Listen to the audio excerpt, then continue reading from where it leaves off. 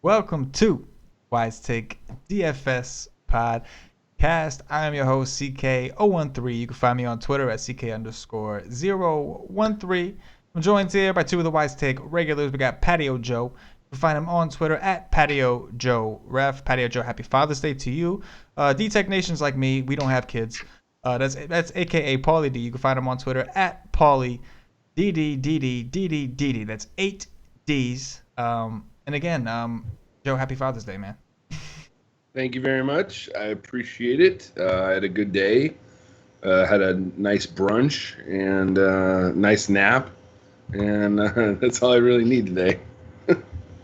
There you go. That's what it's all about. What did you do today, Paulie? Played DFS and painted my living room with my girlfriend. I went out with the dad last night. Yeah, there you go. Yeah, you got it out the way the night before so that you had something to be productive. Yep. Like very it, productive. See, I was at Home Depot, Bed Bath & Beyond. It was a productive Sunday. It's a very contrarian Sunday. It's a very contrarian. Yeah, very contrarian.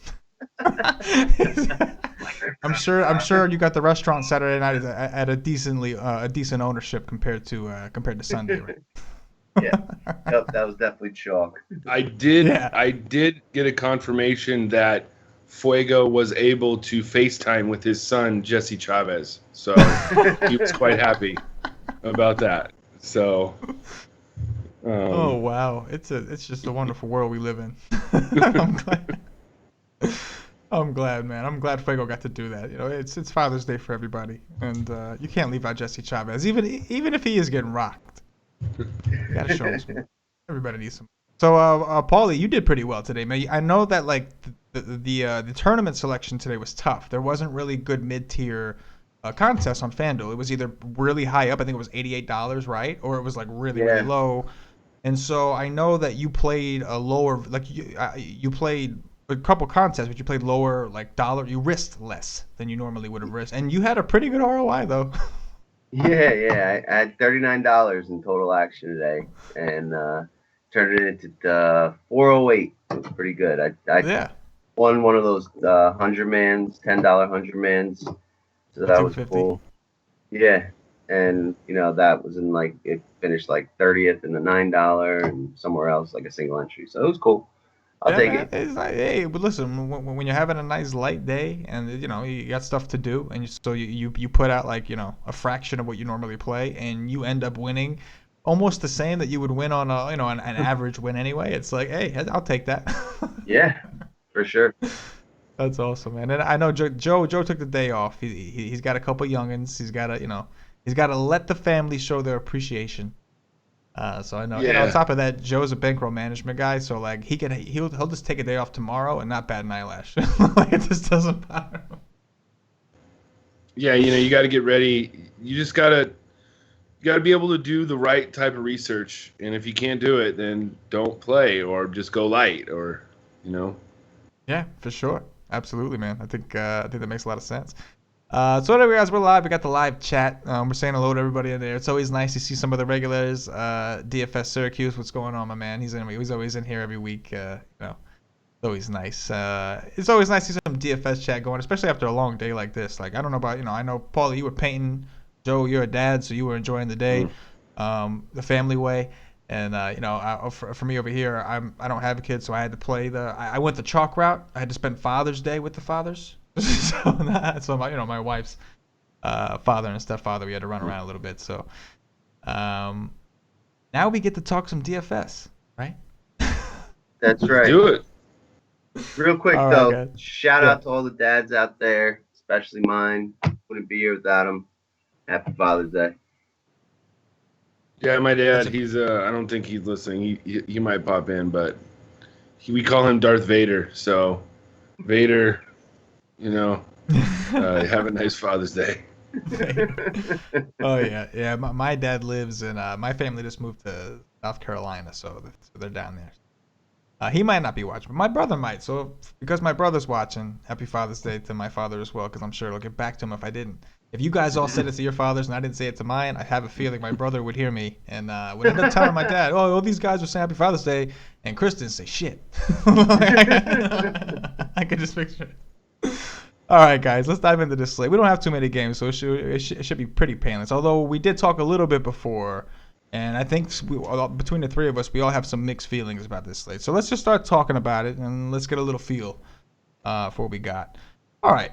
First game, we got Corey Kluber of the Cleveland Indians visiting Dylan Bundy of the Baltimore Orioles. Looks like we have about a 55% chance of precipitation, but it could be some heavy rain. Paul, you start us off first here.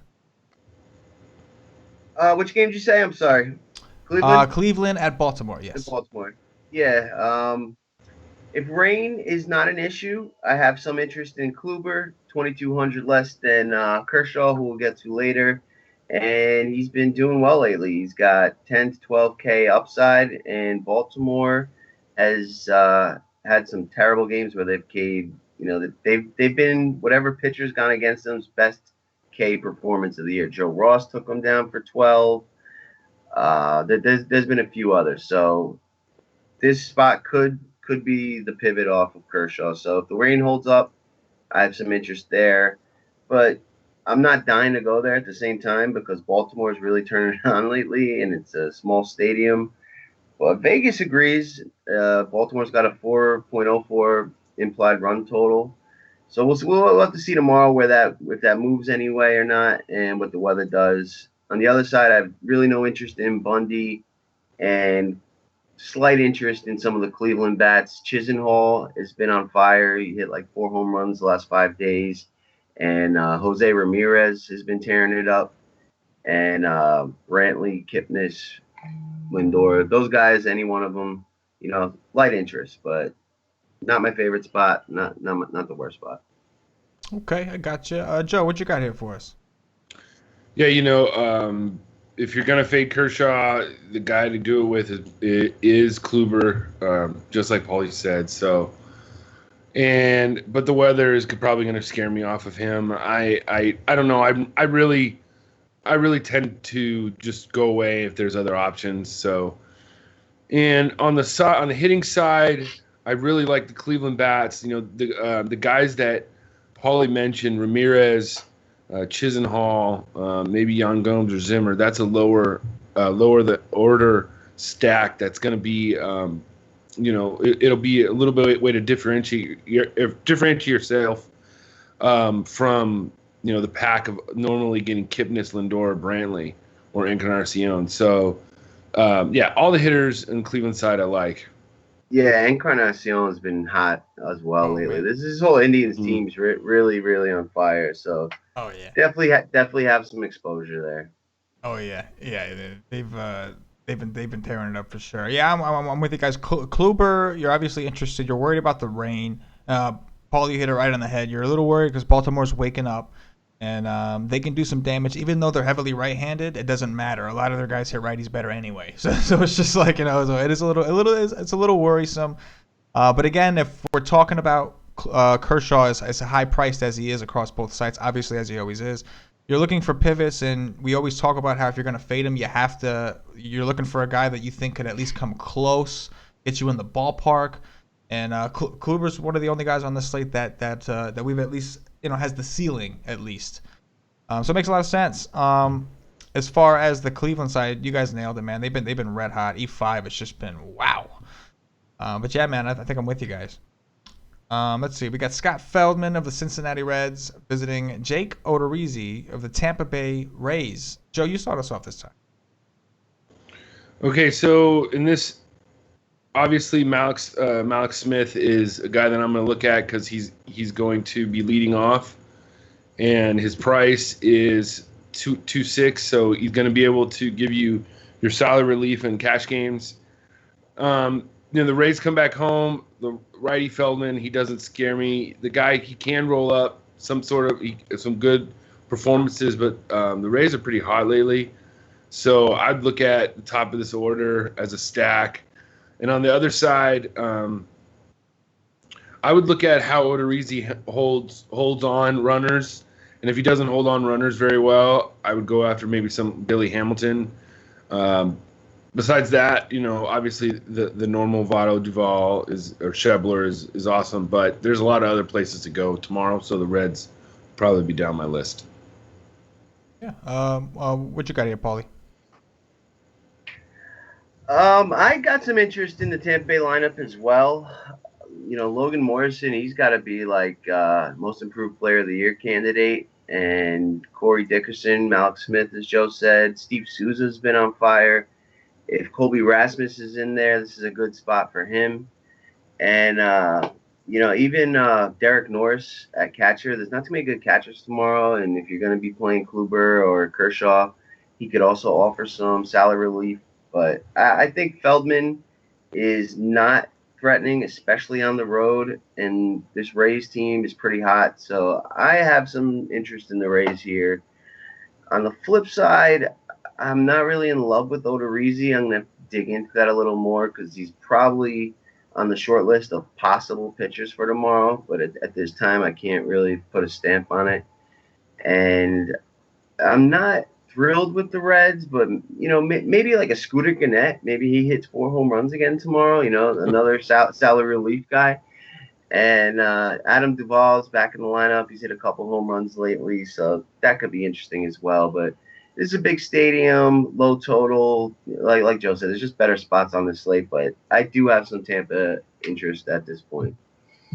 Yeah, I think it's definitely interesting. I just want to say a couple things. Odorizzi definitely pitches better at home. He's actually got a 2.99 WOBA over the last 2 years at home, which isn't that bad because we've seen Odorizzi get bombed. Apparently, it seems to happen more on the road.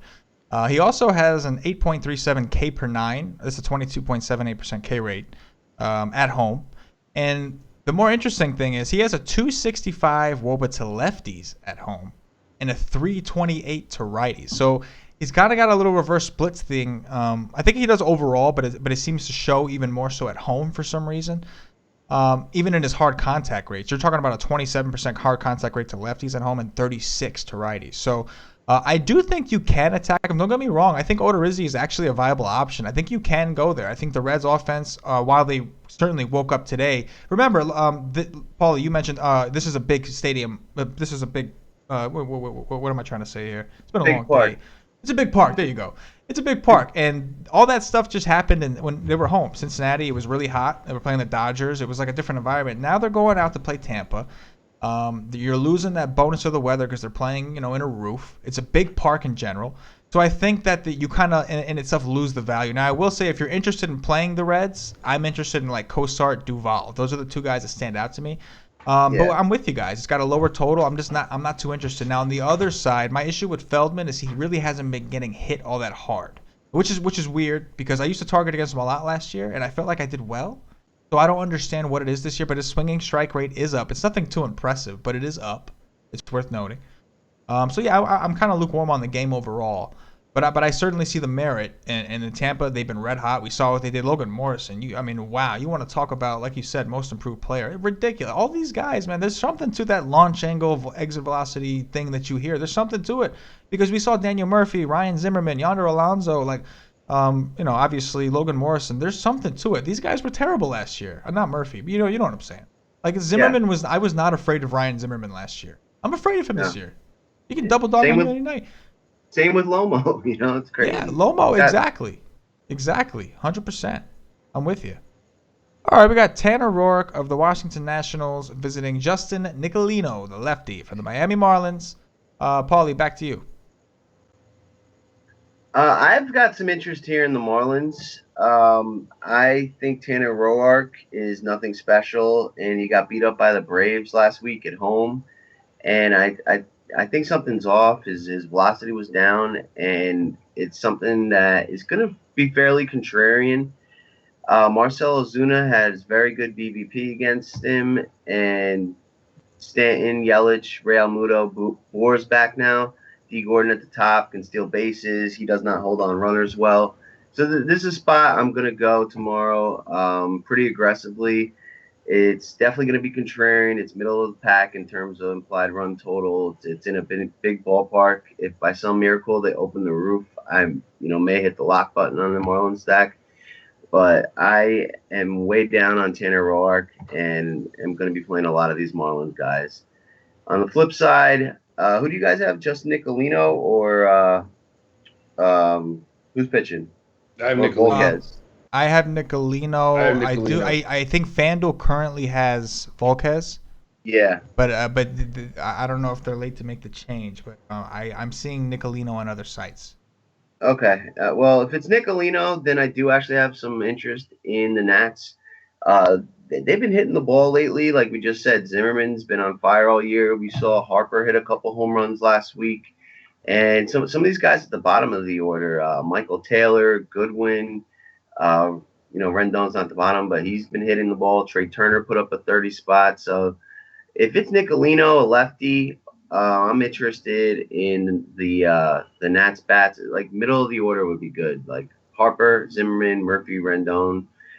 Taking two lefties there that may be low owned. And Nicolino's got no K upside.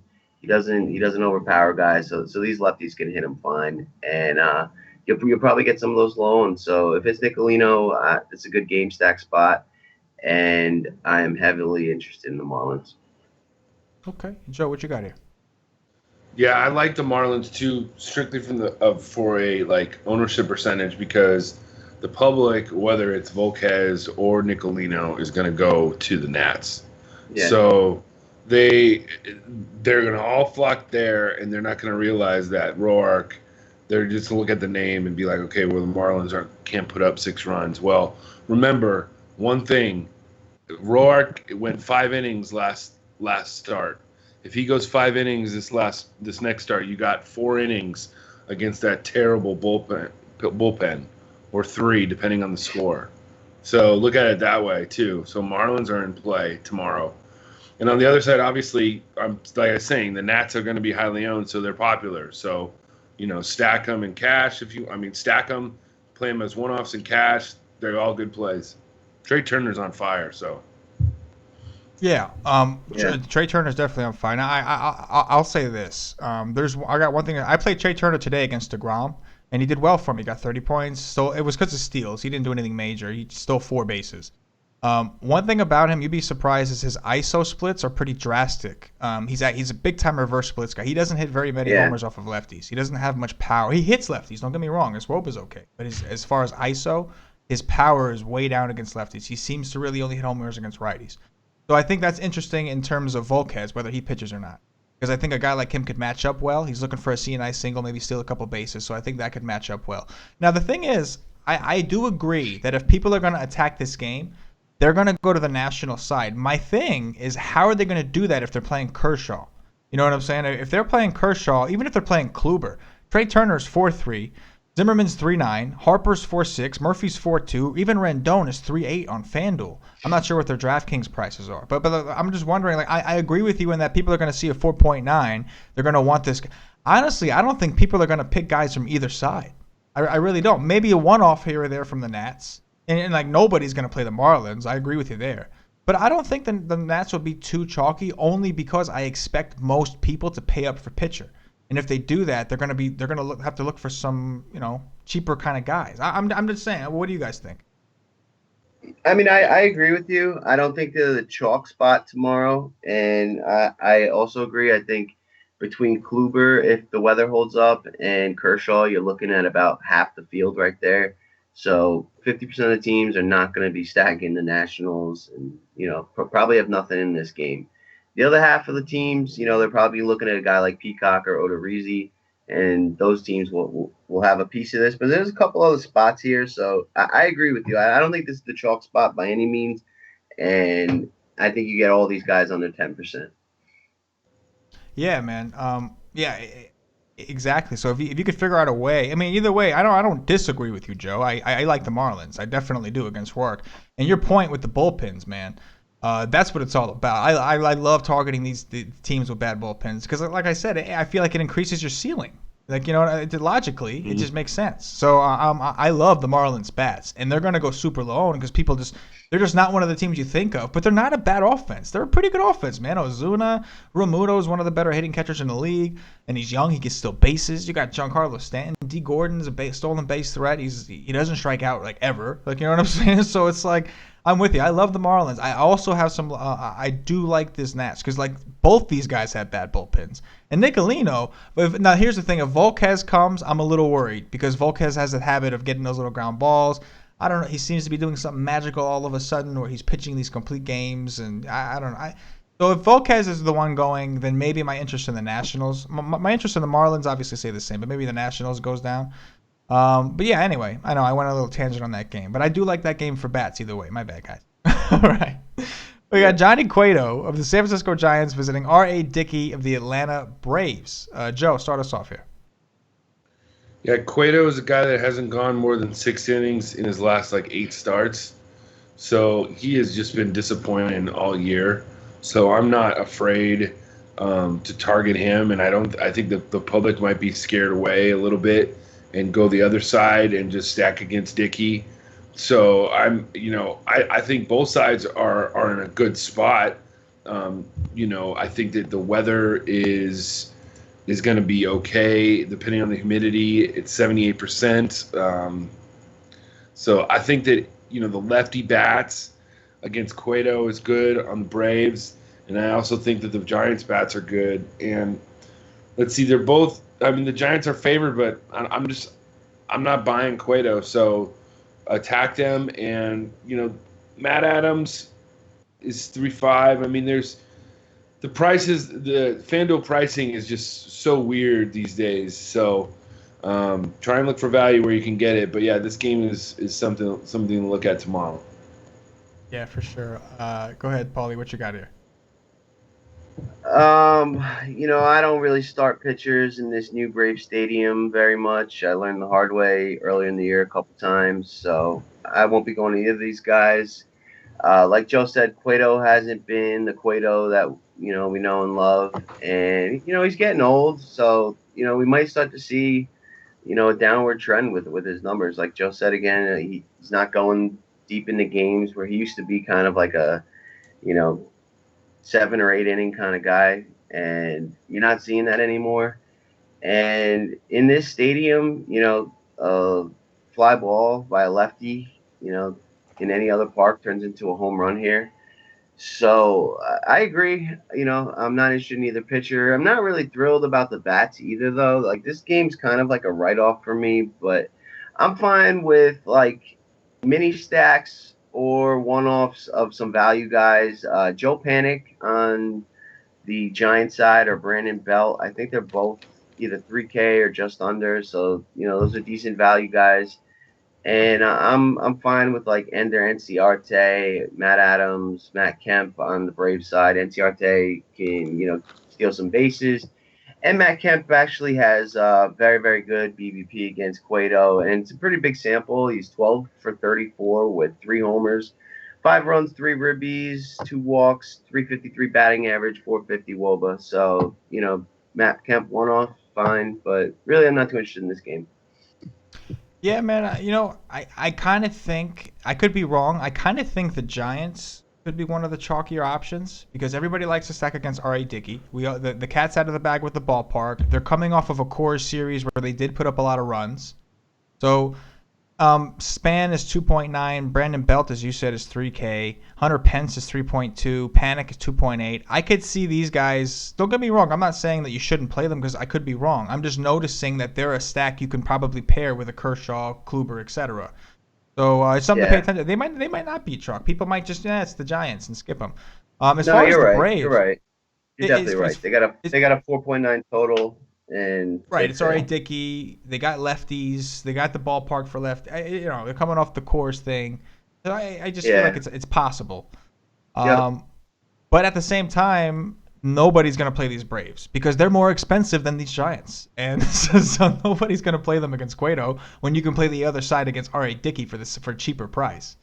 But yeah, man, this is great. Adams 3.5. Wow, that was quick, huh? Pretty drastic jump, right?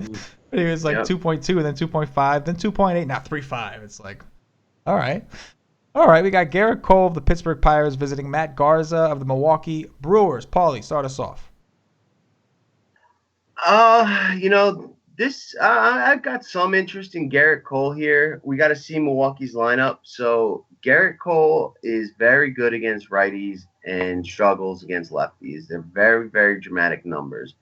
And we've seen him this year have some great starts and some bad starts. And if you look deeper into it, it's the teams with good lefties that have beaten him up, and the teams that don't haven't. Last week, his last start was against Colorado, and he kind of pitched around Blackman. Cargo didn't play, and the only other lefty bat in that lineup was the catcher, Walters, I think his name. So he had a really, really good start at home. He goes on the road here to Milwaukee, bigger park.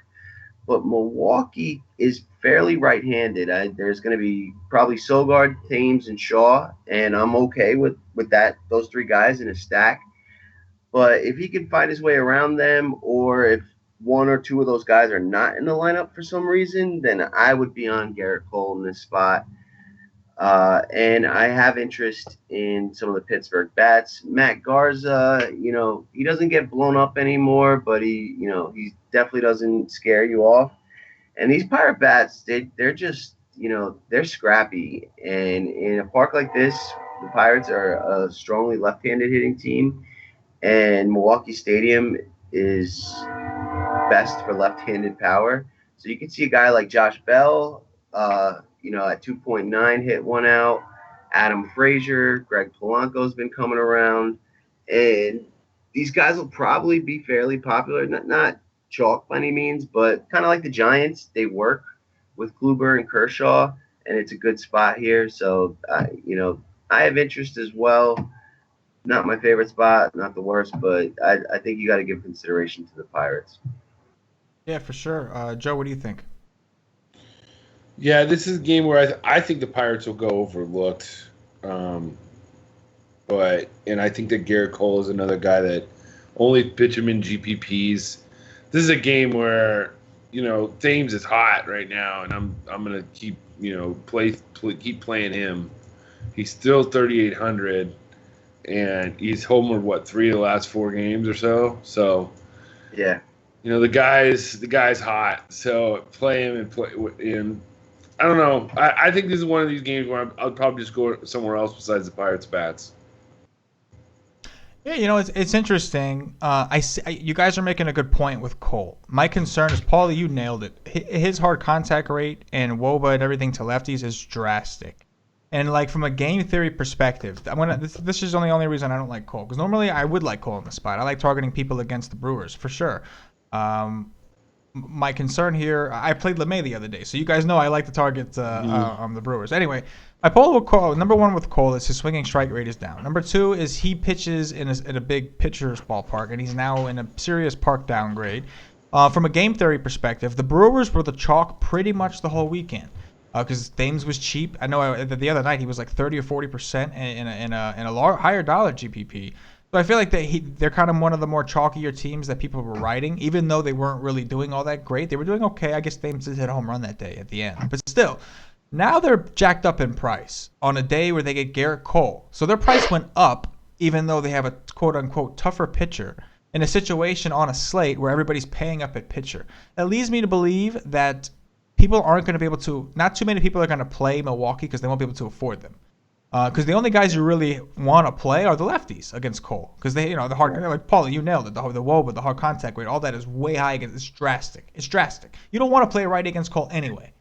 But you take something like Thames at 3.8. Nobody's going to be able to afford him if they're playing Kershaw. And that sounds like a pretty good matchup for Thames to me. Garrett Cole, guy that throws a fastball, his swing and strike rate is down. He's not striking out a ton of people. He's got a lefty. He's 3.8, so nobody's going to afford to play him. After everybody's just been riding on him and waiting for them to erupt, and they never really did it. And now you got Sogard, Thames, and Shaw. We got 3 lefties who all hit the ball hard against a guy that gives up a lot of hard contact. So I think it's interesting for sure. But on a slate like this, outside of Kershaw, it's really limited. So you have to consider a guy like Cole. You know what I mean? You have to at least consider and see what lineup they put out and just see if you see anything. But I do have some interest in Milwaukee. If I put it this way, if I'm not playing Cole, I will have Milwaukee. I think that's the way I'm going to go. If I don't play Cole, I think you'll see some interest in Cole tomorrow. He's had. If you look at his game logs, he's had a couple great starts, a couple bad ones. So if guys are looking to be different, this is probably another spot like Odorizzi that where you can go and put together a good hitting lineup. And I totally agree. Like, who wants to pay 3.4 for Eric Sogard? Against Like, Garrett Cole. yeah, like no one's gonna be on that. Thames will probably have some ownership. I mean, he was, like you said, 40%. Even in Kershaw lineups, like they can take some punts somewhere else and throw Thames as a one-off. But I don't think you'll see Shaw or Sogard in anybody's lineup, and we've seen them struggle. So that could be a nice contrarian stack in a hitter's ballpark. I like that. As we went through that, it started to. If I was making like 10 teams, I'd have one of them as a Milwaukee stack for sure. Yeah. Well, and like we also want to see which way this line moves. See where the smart guys are going, right? Yep. All right, we got Marco Estrada of the Toronto Blue Jays visiting Austin Bibbins-Dirks of the Texas Rangers. 88 degrees out there in Arlington. Paulie, go ahead, start us off. So this is where I think the chalk for hitters is going to be this game. Anyone who's not starting Kershaw is going to have a piece of this game. 88 degrees, 10.5 total. Both teams over 5 implied. Austin Bibbins-Dirks, we have not seen anything impressive from. And then beyond that's the Texas bullpen.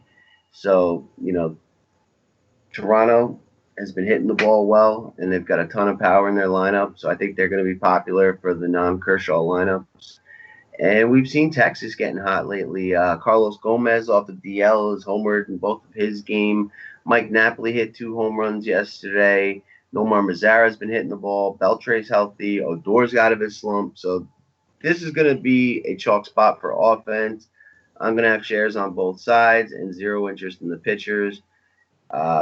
You got to be crazy to start Marco Estrada tomorrow. So do not start him. Take my word for that. Oh, what you got here, Joe? Yeah, Estrada, I hate him. Just ugh. Like literally, that guy is just like -2 his last start he had, -2 against Tampa. Like, just terrible. I mean, absolutely terrible. Like, and look at his picture. He even looks terrible. And, like the Rangers, like Napoli is 3,300 and at first base in a GPP. I really like him. I mean, his price is so low. All the first basemen are so high. So, I like the Rangers tomorrow to attack him. That being said, I bet you Estrada will now go off for about 70 points. Shut me up. So, I mean, that's just the way it works. But it just, on the other side, remember this is a rivalry. Both these teams are going to be fired up to play tomorrow. So I could see a game stack of this, and the problem is that most of the prices for the Blue Jays players are priced up a little bit. Kevin Pillar's 2,900, so he'll be leading off. That might not be a bad little spot. And like I said, Napoli's a good spot to go to also. Yeah, guys, I think you guys are right. People are going to try to get a piece of this game one way or another. Estrada, you got to have the stones. I don't think I do, but you got to have stones. But this is the spot that if you really if you want them at completely like 0.001 ownership, I wouldn't do it. I'm not gonna do it. I agree with you guys 100%. But he burned, like, he was the chalk at 2 starts in a row and busted hard. 2 starts in a row. I don't think if you didn't play him the first time and you laughed at everybody, you hopped on him the second time thinking like nobody's gonna play him and you got burned with everybody else too. So it's like I think everybody's pretty much sick of this guy. Either way, there's just I don't think there's a reason to take a picture here. Why would you want to take a picture from this game when there's Kershaw on the slate? Like, it's just like this is like the highest total on the slate. Yeah, man. It's interesting because we got to get a feel, because if people are going to be paying up for pitcher, we have to. I'm having a hard time, like, the obvious, like for instance, like Shin-Soo Choo at 4.3. So Andrus will be popular on the Rangers, 3.1. Beltre 3.3. He may be popular because he started getting it going. Even Gomez at 3.4. Odor. But yeah, I mean, there's so many. I think there's enough spots on that, like, you don't have to come here. But yeah, I totally get it. I mean, I'm not going to ignore this game. It's got the highest total on the slate, best weather. It's like, Shin-Soo Choo at 4.3. Like, yeah, it's where did that come from? Crazy. He's been red hot, man. If you look at his, I know, but look at his game logs. Ever since that game he had against Scherzer, recently, he has, I don't know what it is, and it's off topic. He has great BVP against Scherzer, and he just mashes the guy, man. He just crushes Scherzer. Hit another home run, hit another double. He just mashes Scherzer. I don't know why. I don't know what it is about him. That he's one of those guys like Tommy Joseph who only hits elite pitching. I don't know. It's just like, you know what I mean? Yeah. I don't know, man. All right, we got Clayton Richard, the lefty from the San Diego Padres, visiting John Lester, the lefty from the Chicago Cubs. Joe, go ahead. Start us off this time. Yeah, John Lester is going to be the popular cash game option if you're going to go away from Kershaw tomorrow, in my opinion, even more than Kluber, just because of the weather. Lester is boring. He's like vanilla ice cream. Nobody ever likes to play him, but yet, if you look at his game logs, he's constantly productive. 58. He has some good outings. So I really think he's in a good spot against Padres. The Padres are not, a great offense at all. So, and he's favored. He's a high favorite. And Clayton Richard on the other side, I guess if you're crazy, but the Cubs are pretty hot right now. And if the wind's blowing out, I might be off of both pitchers and go on to the hitters. But right now the wind doesn't seem to be a problem. So, yeah, I like the Cubs hitters, the righties against Richard, and obviously Rizzo is pretty damn hot if he keeps leading off. Sure. Paulie, what you got here? There's some weird things going around MLB with where you're batting in the order, because we've seen a couple of changes this year that have just totally ignited guys. Rizzo and Carpenter, Stanton moving to the 2-hole have just now all of a sudden these guys are good. I don't understand it, but apparently it means something. I mean, Rizzo's like the hottest hitter the last 4 games. It's true though. It's true. So. You gotta keep playing it. There's a light wind blowing out, and it'll be contrarian against a lefty. So I'm into Rizzo, and I like some of the other Cubs bats. Addison Russell seems to be hot since he had his domestic issue, and the Cubs, they seem to be kind of turning the corner, and they're at home against a pitcher that doesn't scare anybody. Chris Bryant's in a great spot here. Wilson Contreras is 2,400. He'll probably be popular, but that's another good spot. I like the Cubs here. And Lester, I don't know. We're going to have to see the umpire, the lineup. It could really go either way. Like, he's done well, and the Padres can strike out, and they've got terrible WOBA, but they've got good ISO. And the wind blowing out, as I said before the show, like Renfroe, Myers, Hedges, those guys kind of scare me in this spot. So I don't want to go Lester, but if those other factors kind of line up, I'm cool with it. Yeah, I think it's interesting. I think Lester has the upside. He has the upside, I think, in this matchup. Now you expect the lineup to be a little bit different, and obviously, you guys have been working very close with me on the team, and we've been building the WiseTake model together and whatnot. So one of the components we always talk about is it's live, and we have the opposing lineup, strikeout percentages, WOBAs, and ISOs that populate when we get the lineups in. Now, I know we don't know. I would imagine they're going to make some tweaks, but there's not typically too many tweaks they make to their lineup nowadays, lefty or righty. And if they put that same lineup they had today against the Brewers and Jimmy Nelson, if they put it out, that's a 26% K rate in 2017. Obviously, Jimmy Nelson probably increased that number as he went. But it was there in the numbers that the Padres are going to. And I'm sorry, that was against a righty. 26% against a lefty. So they're supposed to strike out even more against a lefty. So It's interesting. He's 9.9 on FanDuel. He's cheaper than Kluber. I think I'm with you guys as far as the weather. I'll consider Lester if the wind's not blowing out 100 miles an hour. If that wind's blowing out 100 miles an hour, not only am I not playing Lester, but I'm probably going to play some Padres and some Cubs. So it's like, just like how Vegas waits for the total to come out, and we're kind of waiting to see who we're interested in. So, Yeah, I mean, it's projected at 9 miles per hour now, and a day away. Which isn't terrible. I can deal with that. Yeah, me too. I mean, it's kind of like doesn't help you make a decision. It's not great for hitting. It's not great for pitching. it's a tough spot. I feel like San Diego's been heating up, and depending on how this slate plays out, like let's assume the Cleveland game is rained out, right? Then who becomes the pivot? It's probably Lester, Lester, yeah. Peacock, and then some of those guys, at the lower end. So if Yeah, I Lester's would think so. popular, I don't really want any part of him. If he's contrarian, I'd have a little bit because we saw Jimmy Nelson strike out. I think 9 or 10 today, put up a 62, Yeah. and they're not a very good team, but they do have some power, and if they're popular, I want no part of it because you'll see the Padres hit a couple of runs. They have been hitting a little bit better lately. They're getting healthy. They put that guy Perella at the top of the lineup. So I really don't want to go Lester. I don't. I can Yeah. understand it in cash. In tournaments, I don't want to go there. So Yeah. Yeah. Chuck Lester in tournaments is never a good thing. no, definitely don't want that. Definitely. All right, we got Hector Velasquez of the Boston Red Sox visiting Jason Hamill of the Kansas City Royals. Back to you, Paulie. All right. So Jason Hamill was a guy I picked on a lot at the beginning of the year, and he made some adjustment to like his release point or something, and he's actually been pretty good since then. And in this big ballpark against the Red Sox, nobody will be on him. If you look at his game logs, he's got 39, 34, 42. He got beat up by the Tigers, and then 34 against the Yankees before that. Yeah, at 6,900, that's not that bad.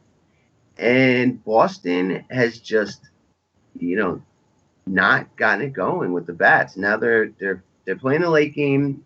They're doing travel to Kansas City, and this guy's a reverse splits pitcher.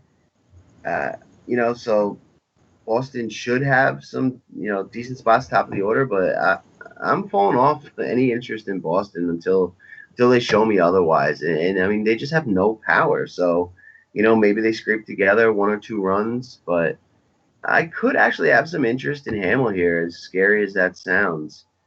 On the flip side, Velasquez. Yeah, I know. I almost didn't want to say that on the air, but like I've been stacking against Hamill, and then I learned like he changed something, and I was like, makes sense because now all of a sudden he looks better. And I mean, this guy was decent on the Cubs not too long ago. And it's a big ballpark, we'll see. Kansas City's hot, so maybe he gets in line for a win. Boston's throwing this guy Velasquez, who, we don't know too much about. We saw him in relief the other day. Did all right. He had one other start early in the year, and he kind of got beat up, but nothing too crazy. He throws about 92 miles per hour. He's got a variety of pitches. Kansas City's very, very hot right now. So at 6,900, that's the guy that you can go to. Hope that he gets you 30 or 40 and, load up on bats in Toronto, Texas. And maybe that's how you find your way to the top. I'm not totally against that. Think about it. Okay. Joe, what you got here? Yeah, this is a game that it's really tough to read right now. I mean, I wouldn't have thought about Hamill, but he has been pretty consistent. So in GPPs, definitely, look at it at that as that kind of a strategy. And the Royals have been hot, but I think they've cooled off the last few days. And Lorenzo Cain went up to 3.7. Like, these prices are just so weird. Bonifacio is now down to 2.8. So it's just it makes it really tough to find value. I guess if Brandon Moss was playing, he might be good, and Alex Gordon has been playing pretty damn well lately. So you don't know much about this Velasquez guy. So yeah, as one-offs, maybe Gordon or Bonifacio, and then on the other side, yeah, Bogarts hit 2 home runs today, and he's only 3.4 at shortstop. That's not a bad price. Yeah, I think I think I'm with you in the aspect that I don't think I'm interested in Boston. I think they'll be fairly popular, at least like maybe Pedroia, Mitch Moreland's only 3.2. I could see him being fairly popular because of his price. Even Hanley Ramirez at 3.2. Benintendi's 3.4, which isn't terrible. The only guy who I think might be a little out of reach for people was probably Mookie Betts at 3.8. So the price is kind of right. Like I think they'll be fairly popular. I don't know exactly how chalky they'll be. It depends on where people go for pitcher. If enough people pay down at pitcher, then yeah, I think people will go for a team like Boston against Hamill. But you're right. Hamill has been doing better. He's not really getting beat up. My problem with Hamill in terms of playing him, my problem here is upside and ceiling. Yeah, I think to me he makes for a better SP2 on DraftKings. And the reason I say that is because he's got the prize. I just when a Kershaw guy is going, I'm concerned that he on a best case scenario, what is he putting up for you? 45. You know what I'm saying? 45. That's so the ceiling. That's you really have to make sure you're hitting your bat. So it's doable. Don't get me wrong. I'm not saying you can't do it. You can do it. It's just you really can't miss on your bats. Then again, if you're trying to take down a large GBP, you really can't miss on your bats anyway. So it does make sense. My issue here is Boston doesn't strike out a ton, even though they're not hitting. And I'm not playing Boston. I'm with you there. I respect Hamill enough right now to not play Boston against him. But yeah, that's pretty much all I got to say on the game. We got Brad Peacock of the Houston Astros visiting Daniel Gossett of the Oakland Athletics. Joe, let's see what you got here. All right, well, two things here. First off, we have to, at least for the time being, rest in peace our cash game porn player, Jed Lowry. They have moved his salary up to $2,900, so he's no longer a cash game value as what I like. So unfortunately, he's probably like on Skinamax now. He's no longer a full-fledged porn. So, and the second thing is Peacock is basically the ultimate GPP play tomorrow. He's facing a team that strikes out a lot, and he strikes out a lot of guys. The only problem is he doesn't last a long time.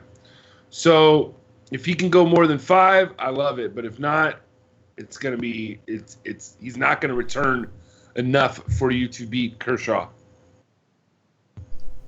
Yeah, totally agree. Paulie, what you got here? I'm interested in Oakland bats here. They've been heating up.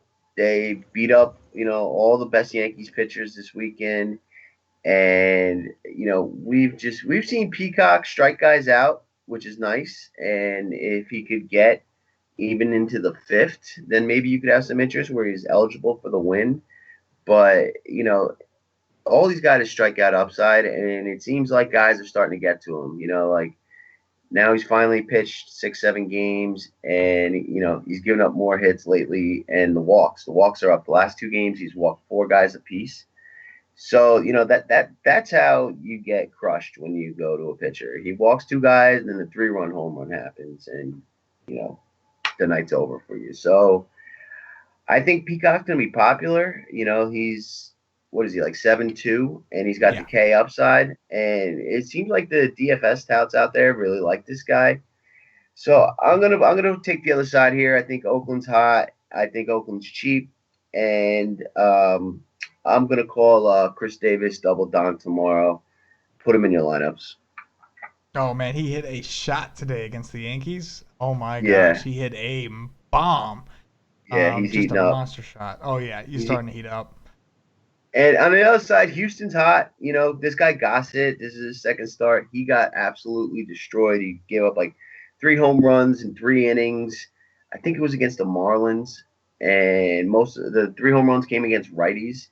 So, Springer, Altuve's actually been heating up lately too. Correa hit a home run today. So, it's a big ballpark, but, I like this spot for offense.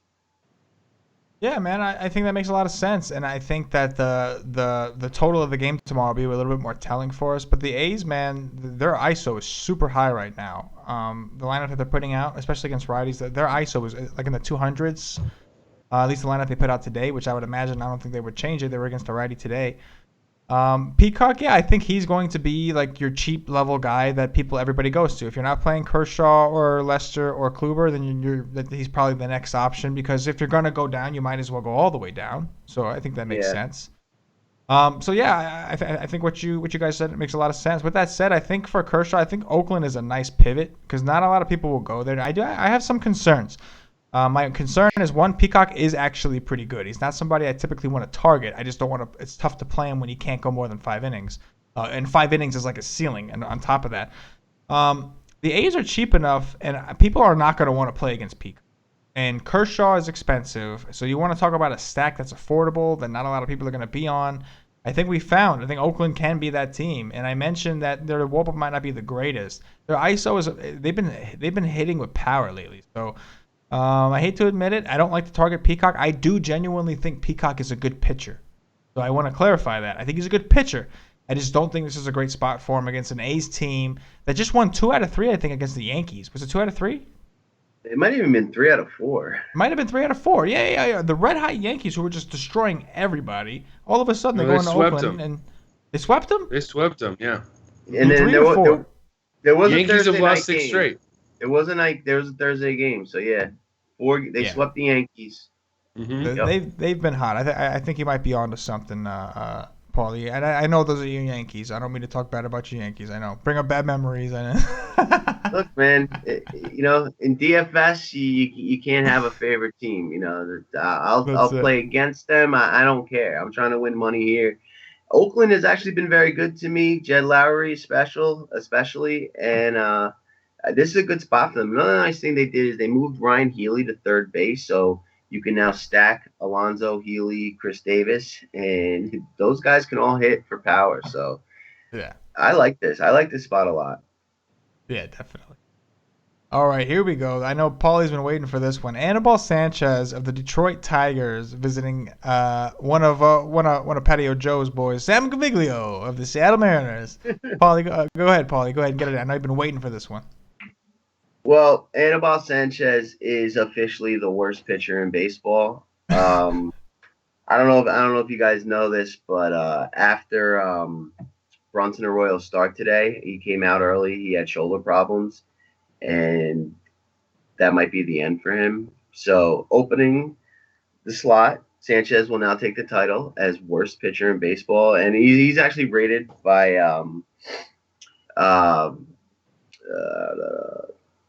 can't think of the website, but a highly reputable website as the actual worst rated pitcher in baseball.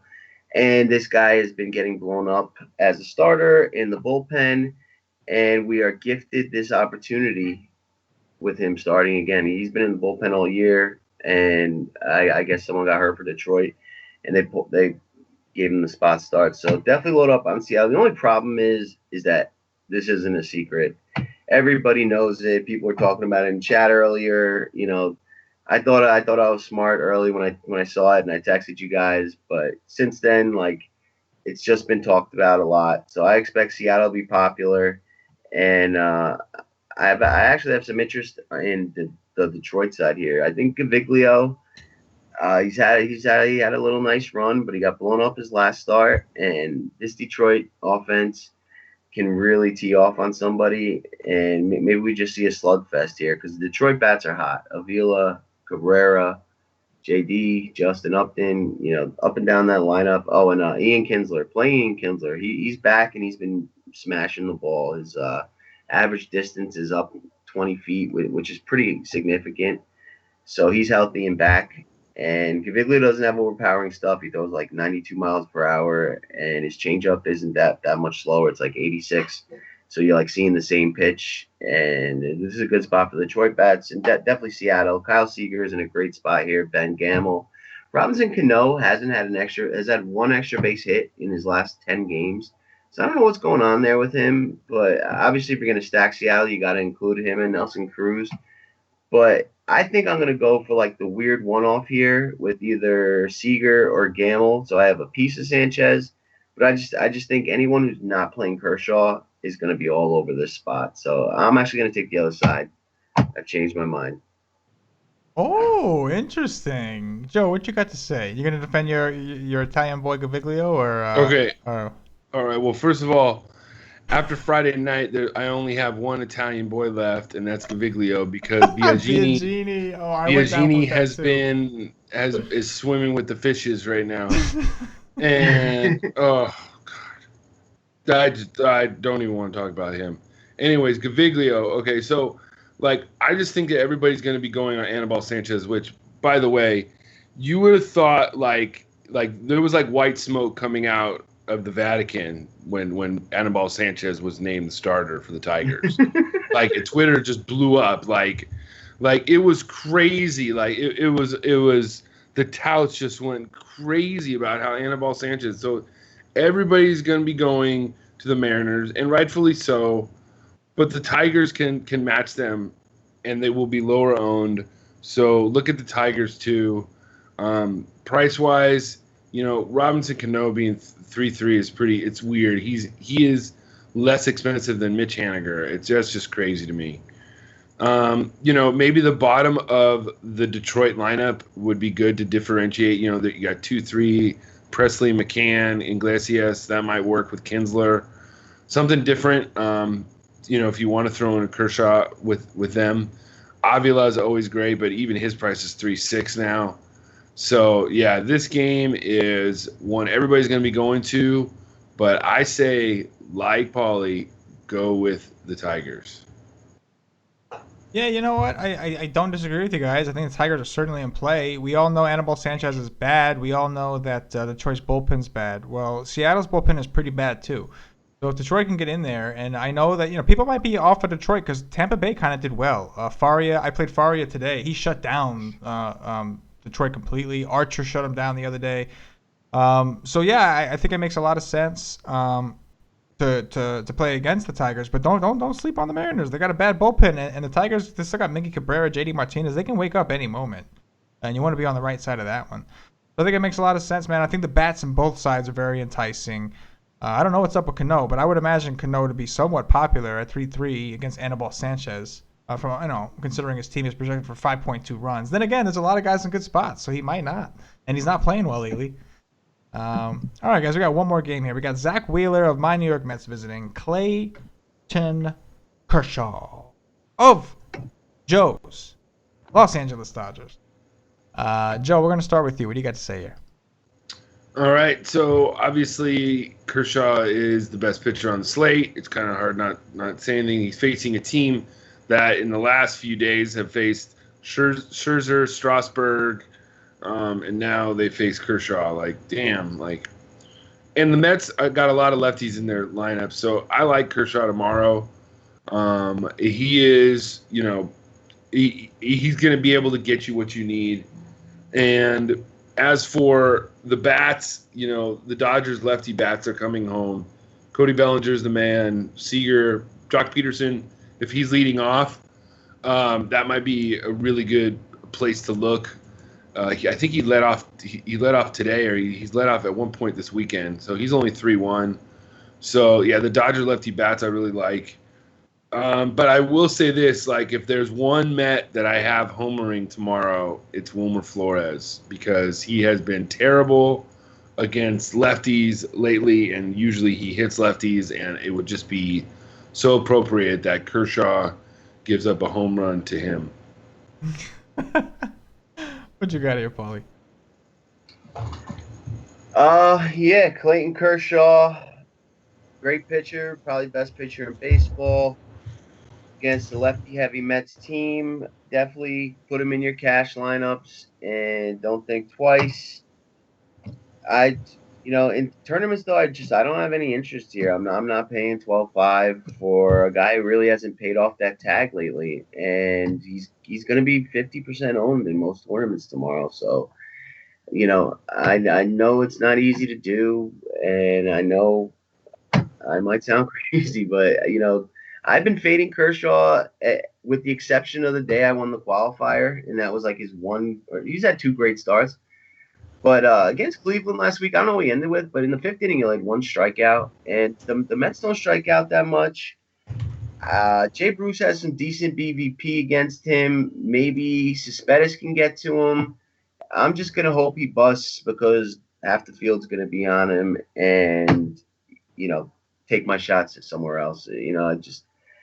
In tournaments, if you're going to go with Kershaw, you got to find ways to differentiate, but it's pretty hard to differentiate, if you're in a tournament of, say, 3,000 people and 1,500 of them have Kershaw. So I'm going to be against him, as always, and praying that he busts. It's not going to be fun, but, maybe Wheeler matches him. and he doesn't get the win. So we saw it happen last week against the Indians. So I'm not on him in tournaments. And Wheeler is not interesting. We saw him get beat up last time. These Dodger bats are heating up. The Seager, Bellinger, Turner stack has been popular lately, and it's in a good spot. And Jock Peterson is back, and he's claiming that he's made some adjustments to his vision, and he's seeing the ball better. And we've seen a lot of positive results since he's been back. So Jock Peterson, especially if he's batting leadoff, or wherever he's batting, if he's batting lower, it'll be less owned. But Jock Peterson, this is a great matchup for him against Wheeler in terms of his hitting profile. So Jock Peterson, the Dodgers bats are hot, righties and lefties. We saw Wheeler get beat up last time. They're taking the trip across country, and I really, besides the Dodgers bats, I don't have much interest in this game. Yeah, I think that Kershaw, like you said, it's really tough. You really have to have a game plan here to be contrarian when you're playing a pitcher that's probably going to be owned by 30, 40, 50% of the field, depending on the tournament you're in. I think in cash games, obviously, it's Kershaw. You don't want to get burned, avoiding him. But I think in tournaments, with him being as popular as he is, and the fact that he has kind of not busted, but he hasn't really hit value in a while. It's a term we don't use very much in baseball. But there's been a few games where he hasn't really made his return on his investment. Now he's home. He's against a team that struggles against lefties, so this is a very good spot. Let's not make a mistake. This is a great spot. But the Mets have seen some very tough pitching. They saw Scherzer. They saw what's his name, Strasburg, and now they're traveling across the country after they played today against Joe Ross, and now they get Clayton Kershaw. So I think that I think I'm with you. I think as of right now, it's hard to fade him, but I'm sure tomorrow when I wake up, I've been paying down at pitcher. I played Faria today. I played Lamet the other day, so that's been working for me. But this is a different beast. Kershaw is just a different beast. But I think I am with you in tournaments, Paulie. I think for me that I'm going to try my best to figure out a way to avoid him and just pay up for bats somehow. It's not going to be easy, man. It's not going to be, but it's a tough. Anytime Kershaw's on, if you're not all in on Kershaw, it's a tough slate to play when you're talking about avoiding. If you're going to play Kershaw in tournaments and you want to be different, you got to almost go stars and scrubs. And what I mean by that is Kershaw with 4 of your favorite expensive bats like Mookie Betts, whoever they may be, but guys that are not going to be on the common Kershaw lineup. And then 4 absolute punts like 2K.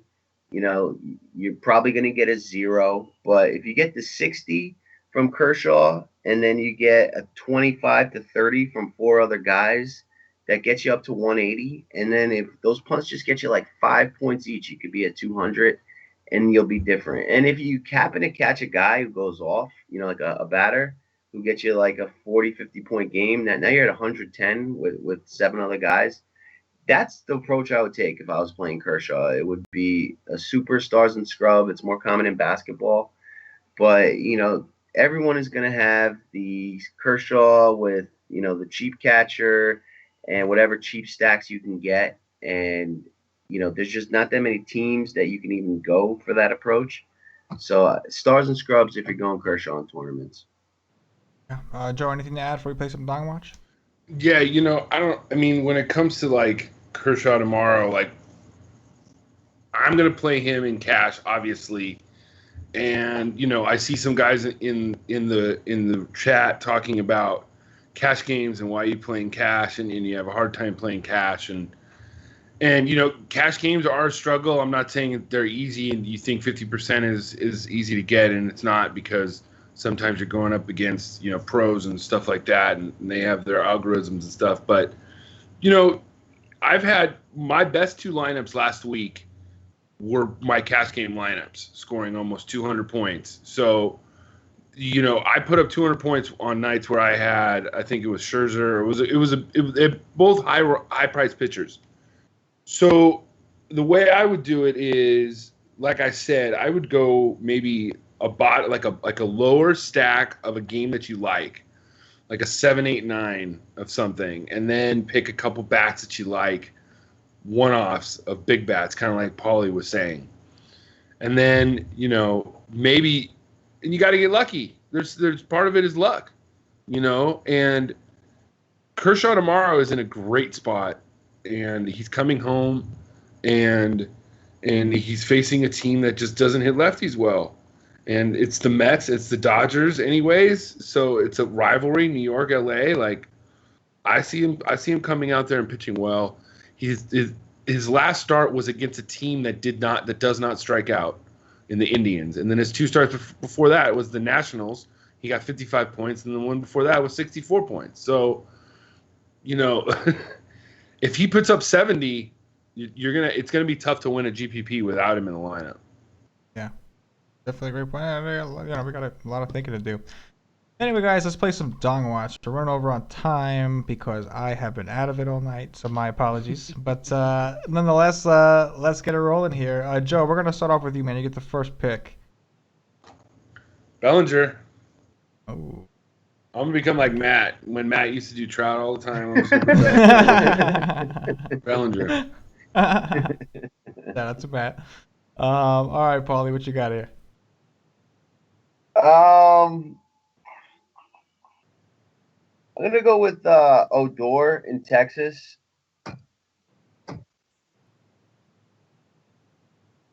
All right. Let me go with Nelson Cruz against Anibal Sanchez. And then I get one mo. I'm going to go on the other side of that game, and I'm going to take JD Martinez against Caviglio. All right, Paul, back to you. JD Martinez, I like that. I like that a lot. Yeah, I was going to go with JD. That was my next pick. Nice. I go last so I can kind of... That's right. You stole it. But since I already said this earlier, Chris with a K Davis, Oakland, double dong tomorrow. Oh, yeah, that's a good call. Said you like.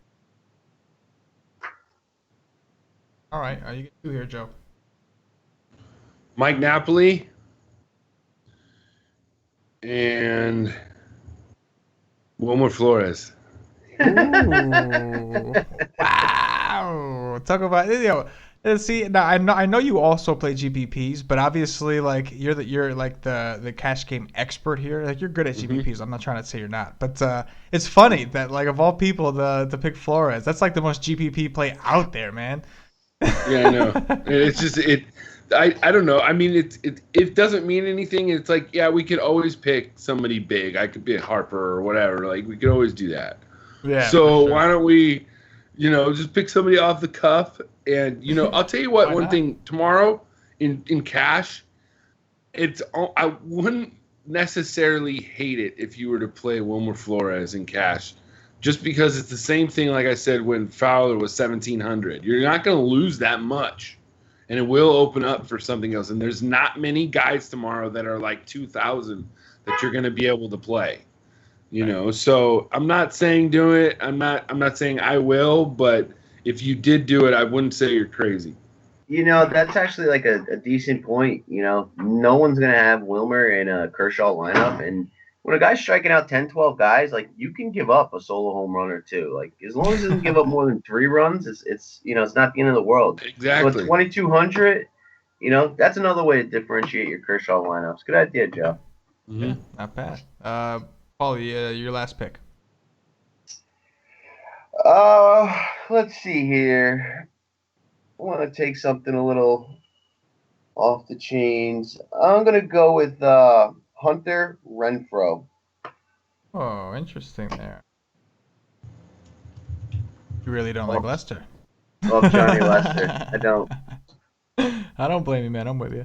I would go with the forget. I'm gonna do this. This is for the chat because they keep on saying his name. I'm gonna go E5.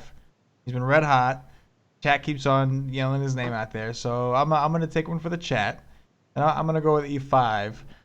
Even though I would be surprised if they even pitched him at this point as hot as he's been, to be honest with you. All right. So listen, guys, we didn't get a chance to do the Q&A. We're a little over time, about an hour and 10 minutes in, so we got to get out of here. But it was an awesome show. The chat was live. You guys gave some great analysis. So, guys, I appreciate it, man, as always, especially on the night of Father's Day. That's dedication. You guys make sure that you're there for our WiseTake community. You're there for the people. So thank you, guys. Yeah, thanks for coming out, chat. Appreciate it.